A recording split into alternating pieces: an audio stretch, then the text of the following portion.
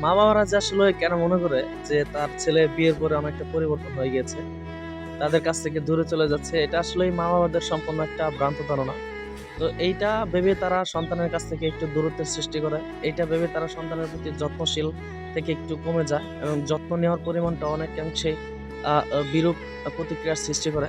আপনি যখন বিবাহ পূর্ব অবস্থায় জীবনযাপন করবেন, সেই জীবনটা একরকম। আর আপনি যখন বিয়ে করবেন, বিয়ে করার পরবর্তী যে জীবনযাপন, এইটা কিন্তু সম্পূর্ণ অন্যরকম। আপনি বিয়ে করবেন, আপনার সংসারের চিন্তা মাথায় আসবে, আপনার ইনকামের চিন্তা মাথায় আসবে, আপনার স্ত্রীর চিন্তা মাথায় আসবে, আপনার যে মা-বাবা আছে ওনাদের চিন্তায় মাথায় আসবে।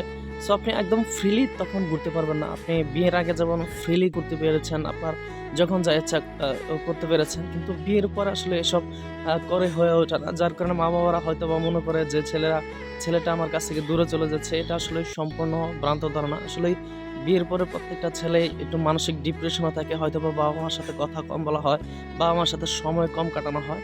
তো এই জিনিসটা আসলেই সব বাবা-মা বোঝে না। এটা আসলেই আমি কি বলে এক্সপ্লেইন করব, আমি এই জিনিসটা বুঝতে পারছি না। তবে মা-বাবা হচ্ছে পৃথিবীর সবচেয়ে আপন।